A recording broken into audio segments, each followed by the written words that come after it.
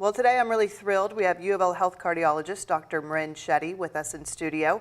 We're talking female heart health today, something that is so important because heart disease is the leading cause of death for women, and heart attacks sometimes can be masked as something less serious. So let's dive right into this, Dr. Shetty. Why is it that heart attacks can be more deadly for women? They do say that women's hearts are more fragile than men's, right? And there is some truth to that because when you look at the structure of a woman's heart, the caliber of the blood vessels that supplied with blood are smaller, but also the muscular walls of the heart are thinner. So if a woman's having a heart attack, that dead, infarcted myocardium can perforate and cause complications much easier than for a man. Wow. But also, women present differently. So yes, some of them have that crushing chest pain, but a lot of times, women have subtler symptoms, especially those that are elderly or diabetics. It may be something as simple as indigestion that doesn't go away, a sense of unease or impending doom, things like cold sweats or discomfort radiating to your shoulders.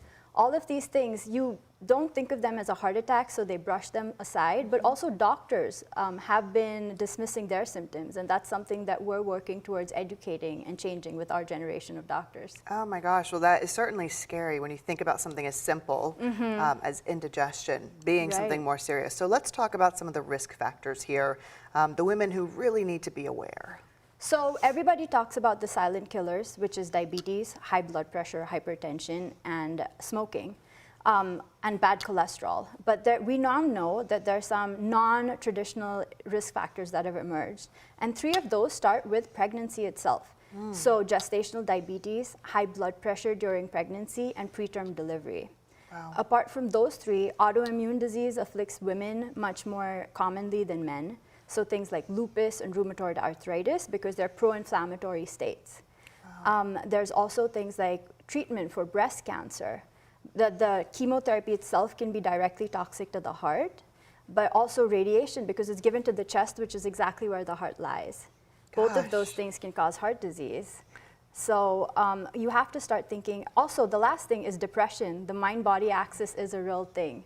So if you have any of these risk factors, talk to your primary care doctor and see if you need to see a cardiologist.